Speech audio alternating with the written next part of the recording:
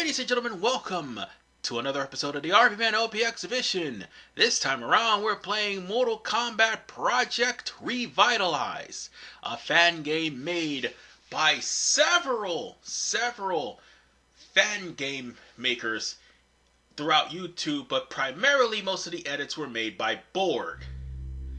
This particular one was like an update from past Mortal Kombat projects.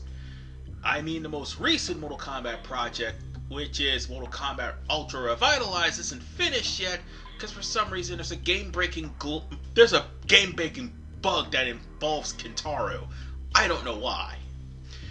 But these guys went above and beyond with Revitalized, and they did improve from that point. But the thing about most of the Mortal Kombat projects in Mugen, there's just one small little problem with them. Some of the characters can be unbalanced, broken, and there's a lot of self-inserts in there. Yeah, a lot of them.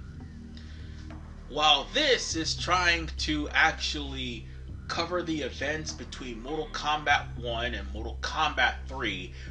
Basically, Ultra Revitalized has MK versions, like MK 1, 2, and 3 versions of certain characters that appeared between Mortal Kombat 1 and Mortal Kombat 3. Yeah, they have updated the graphics and did a really good job. Better than Midway originally would have done with their crunch time. You know, that's kind of sad when fans make games better than the actual games. Bethesda, I'm looking at you! Anyway, this... oh shoot, excuse me, sorry about that, I didn't mean to cough on camera. This is by far one of the best renditions of Mortal Kombat Project. It hasn't crashed on me yet. Now, like I said, like the up-to-date version, which is Ultra Revitalized, again, had a little glitch where Kintaro was completely removed from the equation upon download, and then it just bugged out because Kintaro was in every single one of the tournament lines. So yeah, or I should say that like every single one of the tournament towers. So basically speaking, I couldn't really finish the game because I ended up fighting Kintaro anyway. So this is the best version I could get. And it wouldn't be my luck I run into Kintaro anyway when I try to play this game. But yeah, this is also the events of Mortal Kombat 3 too, because Mortal Kombat 3 had a lot of things going for it. How should I put this? While it had more digitized graphics, they didn't have time to make the poses. Fans literally collaborated together, made this intro, and as you could see, the characters were already in their poses in the arcade versions of Mortal Kombat 3. That's not the case here. They assumed their poses in the intro of Revitalized. So I gotta give big props to, again, everyone who's working on Mugen. They take time out of their day to try to make Mortal Kombat great, and sometimes have little spats with each other for stolen characters and stuff like that, but they still try to do whatever they can. This is Ultimate Revitalized. I'm sorry, I should have been more specific. But yeah, as you can see, there's a lot, I repeat, a lot of ninjas and a lot of fan characters. But more importantly, there's a lot of ninjas. You know, it is a shame too, because they could at least make all of those characters in like one specific slot just to save room. but I'm gonna go with the character that I'm familiar with, and I'm gonna go on ahead and play as Rain. Obviously, from Mortal Kombat Trilogy, he's one of my favorite characters from that game. Not to mention in Mortal Kombat 11, how they did my boy dirty is just wrong. Just absolutely wrong. And yeah, he's also one of my favorite characters in Armageddon, which is the only other time we see him in Mortal Kombat. He's there like 3 times out, oh actually no, 4 times out the whole entire series, because he's in Mortal Kombat 9 as DLC. How they do Rain is just wrong. Anyway, we're gonna go to the Champions Tower, because, well, might as well do that. And we have 13 fights. I am pretty rusty when it comes down to the fatalities, and I may end up having to look at them, so that way I'll be able to remember them, and even then I'll still probably forget to do them. But one thing is perfectly clear. This version of Rain is pretty fucking powerful. Did you not see, in a matter of a few minutes, I've already dominated the fight? I know what you're saying, look at the difficulty. Hey, let me assure you one thing. Difficulty don't matter in Mortal Kombat Project, and I will tell you why. The difficulty will always increase the better you do, regardless of what difficulty it is. And that is something that needs to be addressed.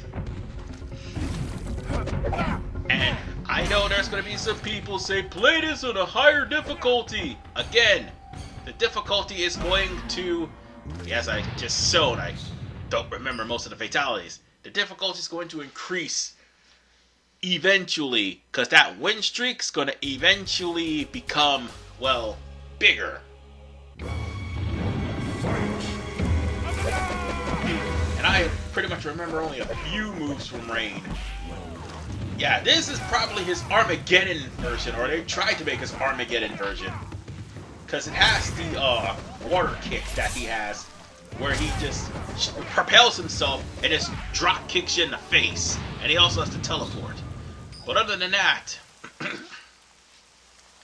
he still has his trademark lightning, his roundhouse that sends you flying to the other side of the screen, and also he has the another roundhouse actually, now that I stop to think about it.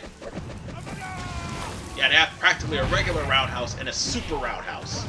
And he's still strong as hell. I screwed that up. Flawless victory. And I don't remember his friendship either. So, I'm going for kills if I can remember. Am I fighting Liu Kang twice? Round. Yeah, this is exactly what I was talking about, folks. Yeah, for the fact that I was running into multiple... Ah, there it is. And see, I tried to remember the fatalities, and all of a sudden, I don't remember the ranges. Except for the only one I do. But it's okay, because at the end of the day, I'm still gonna win. If I could remember the combo that I normally would do, it would be a lot better. But they did weaken the lightning orb and the water orb, and they did weaken the lightning ball. I mean, lightning bolt, sorry. But everything else of Rain, God, he literally just took like a third of that person's health just by drop kicking it. By the way, that's fucking cool. Fatality. I mean, it's not the one where he punched the opponent and all of a sudden they end up going back together upside down, but it's still cool nonetheless. I actually appreciate that one. Anyway, I'm going to try to make this guy's life a living hell. Because there's only one Rain, and that's me, the one who's playing it. Round 2, fight!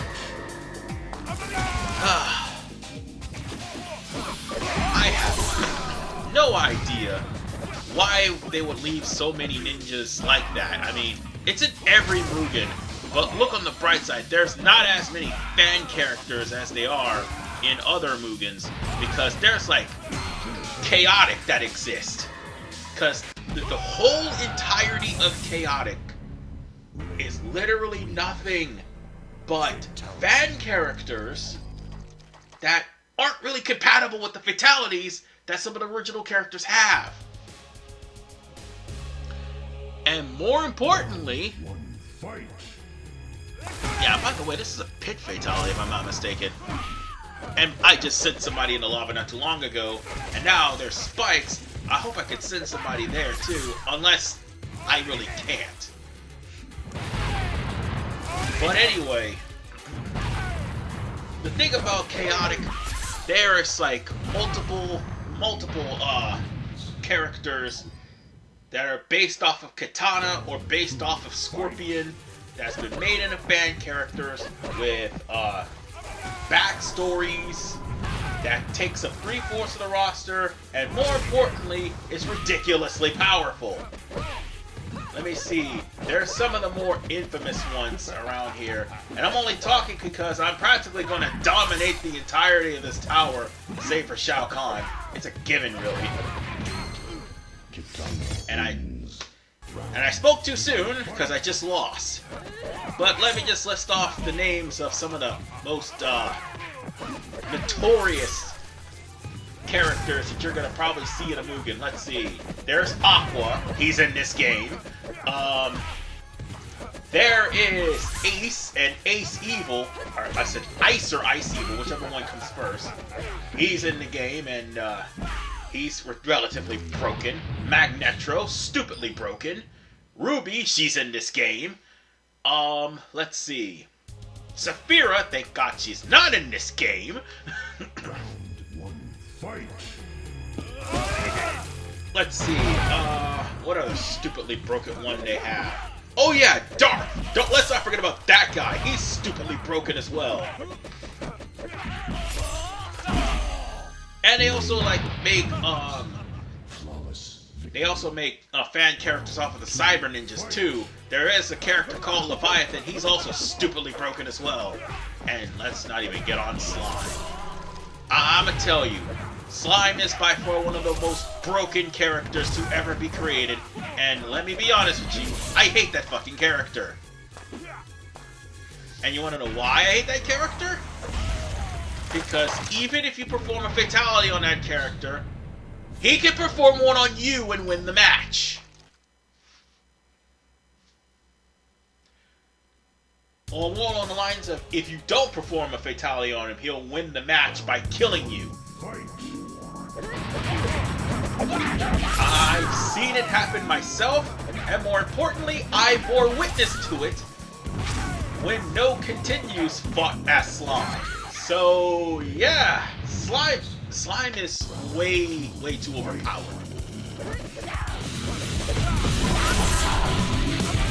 So I mean, I like to see what the fans and communities do that the developers can't, but at the exact same time, they go really overboard.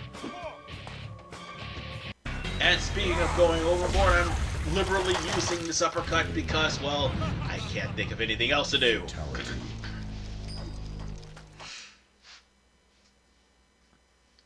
Alright. Time for the deal with good old Sonya Blade. And I just got kicked in the face for nothing. Hey, wait a minute, I remember this stage.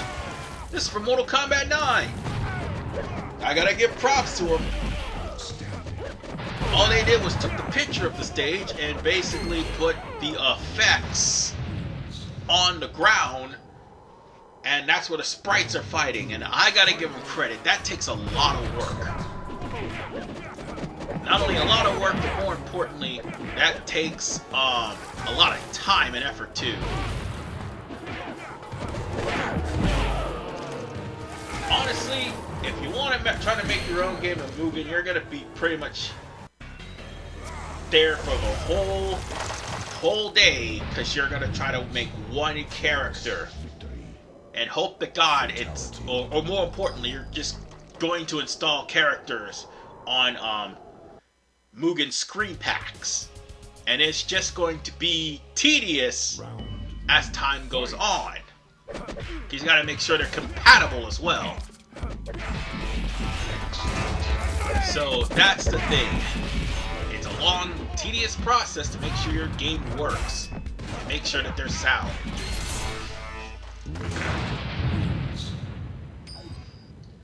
Anyway, we have Cyrax in Reptile's Dungeon, which is in Mortal Kombat 4.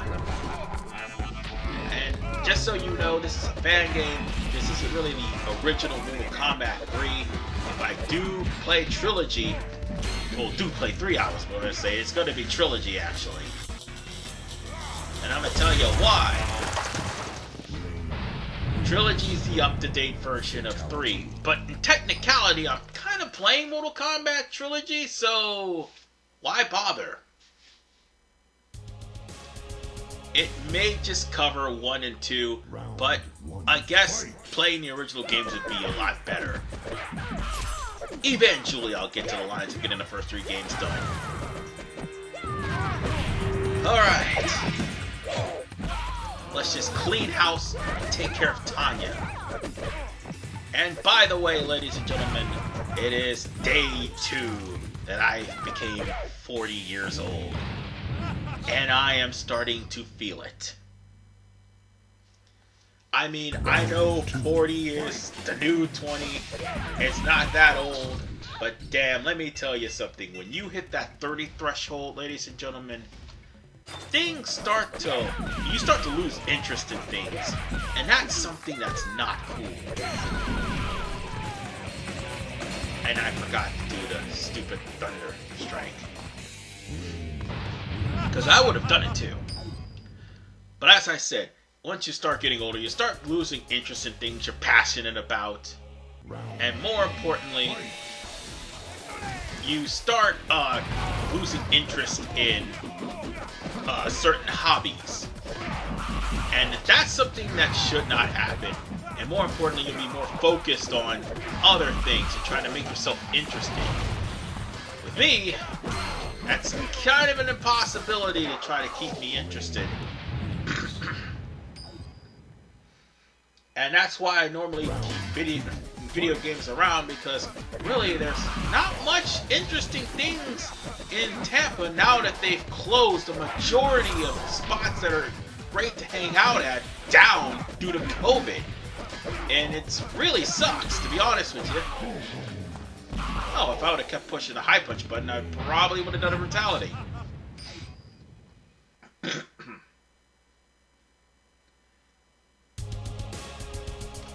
So, with that said, when you turn to 40, yeah, everything's going to start aching. And it's going to start aching every time you get up in the morning, even if you do work out. You want to know why? Because that's a sign saying, yeah, you got 10 more years of this, bitch. But whatever the case, this is one of the fan characters we ran into. This is Raptor, and he's not too broken. But actually, this one's pretty hilarious. His friendship is pretty hilarious, too. Because Raptor literally transforms into a Power Ranger. It's freaking hilarious. And I am getting wrecked here. Come on, man. Oh! Now I know how the Atlanta Falcons feel. Trying to dominate the match, but then the guy came back and you can't just win. Oh well, there's other times. Yeah, there'll be other times. Alrighty then. Let's just finish this guy. I've had enough of him.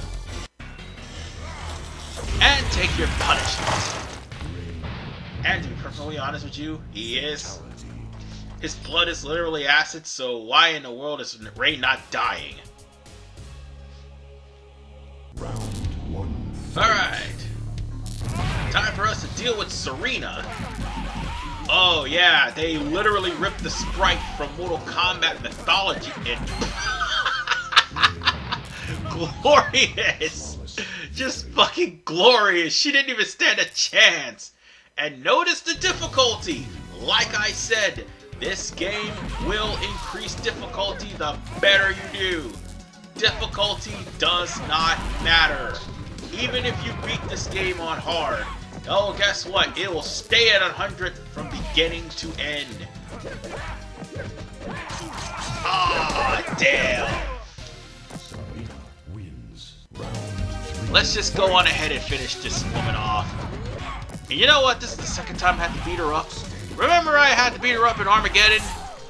Her and her damn sisters? Yeah, I remember that. And I thought I was... And I thought I had the, and I thought I was able to do the fatality. Because apparently there's supposed to be a fatality here, but apparently not. Oh wait, no, wrong stage. I thought it was the secret portal, but no, it was something else. Alright then. I gotta give attention to detail for Shang Tsung being made a mid-boss again. Primarily because, one, Shang Tsung transforms from his old self to his new Mortal Kombat 3 form, but more importantly, even as he's his old self, he still has the same moves that the original Shang Tsung does, but also transforms into other fighters, even if it's in a later game like Mortal Kombat 3. So yeah, Shang Tsung is definitely something. I wonder if I could use his fatality on this guy. Oh, I remember the water kick now. Yeah, let's just take him to my high club and be done with it. And finally, last but not least, we got Goro, which leaves us with Shao Kahn at the top of the mountain, which I'm surprised Kintaro is not on this tower.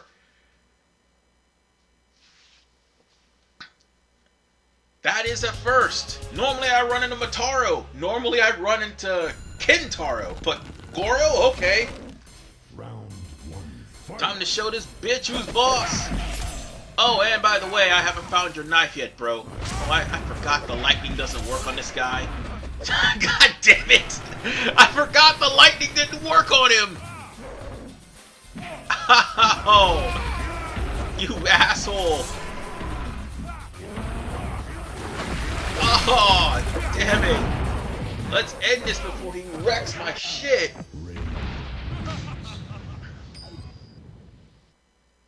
Alright. Fight.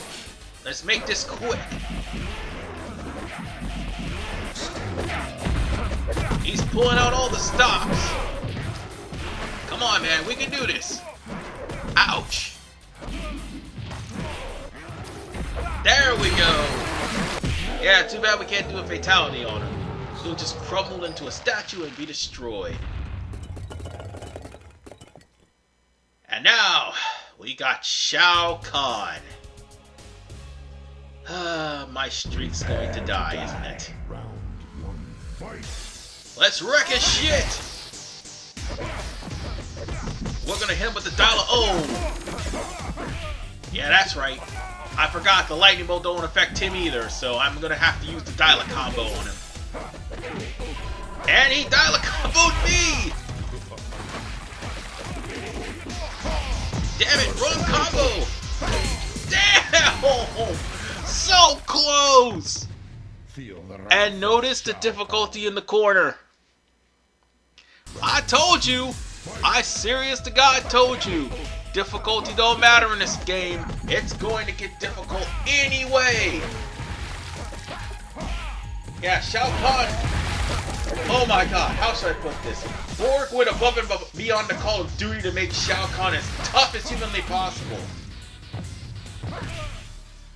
And I think there's another Mugen where Shao Kahn is more ridiculously tough than what he is now. However, in this particular Mugen, you can actually do a fatality on Shao Kahn if you beat him. Fight. And if you leave him dizzy, he doesn't pass out in this game. Oh no! It goes to round 3, where you have to finish him off, or he's going to kill you, because he's going to be much more powerful than what he was before. So yeah. Or rather, instead of finishing him off, you actually break him. You actually do defeat him, and he breaks himself into pieces. But he's going to get a second win if you don't. Oh God, he hit me with a power bomb. I forgot he had that. Yeah, I'm not gonna sit there and take that chance. Honestly, if I would have beat him one more time, that would have been 15 in a row. And that would have been awesome. And now that I stop and think about it, Blaze was in a Mugen. I think it was Chaotic. Yeah, Blaze was on one of the towers and he was in Chaotic. And God, I hate Blaze so much. So let's go on ahead and exit because I do not know the secret code. Because there are secret codes that you can unlock to get battles with certain characters, and I think one of them is Chameleon.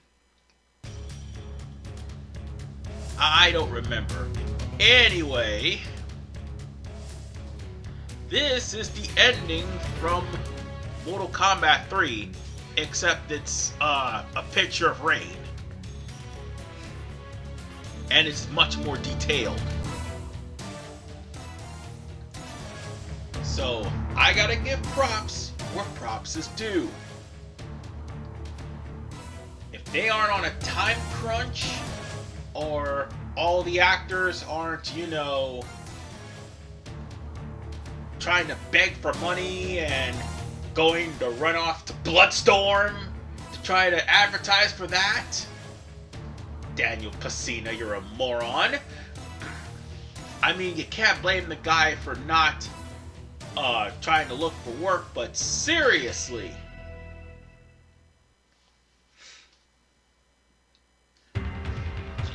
He had to literally pose for somebody else's game just so he could get work, and he didn't even get any money from that. The game Bloodstorm, as good as it was in my opinion, it wasn't popular in the arcades at all. Not at all. So I gotta give props also. They also made credits too. And credits that actually took time and effort to put together. And it will pretty much thank all the actors who stop motion all these characters. And yes, Trimmer is in the game too. I don't know why I didn't play as hit. Oh right, because I played as Rain. I gotta play as Reiko as well if I wanted to. And there's Kintaro, there's Mataro and Shiva. And Shao Kahn.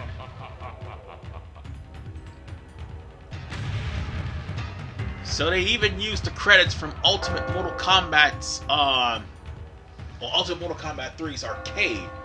And actually, in technicality, this is also Mortal Kombat 4's arcade team. Yeah. These guys, this is the old guard. Yeah, the new guard, I really can't trust them in Mortal Kombat. But again, this is what happens when fans are hungry for more games that they love. They would make a game, create it, and do the best they can, even though some of the characters they make may be absolutely overpowered. And I gotta give credit where credit is due. They put together, this fine Mugen. But at the end of the day, the developers just cannot, for some reason, make an original where people don't have to remake it. I mean, I understand that they're making games based off of the original games because they're a dedicated fan base to it. But at the end of the day, it's things like that kind of makes the developers either look bad or makes them pull things like, DMCA claims. At least Warner Brothers and NetherRealm are not as bad about that as Nintendo.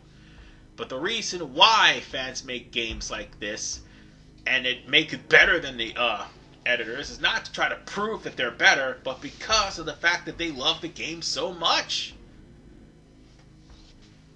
And God forbid that there's a lot of people that would actually make a Saints Row mod because of how badly the reboot was. But nonetheless, folks, that is the list of names that was responsible for this version of Mortal Kombat Project Ultimate Revitalized. Tune in next week, because I'm going to pull another rabbit out of my hat, and it will be spectacular. This is RVMan 985. I'll see you all next Saturday. Peace out and take care.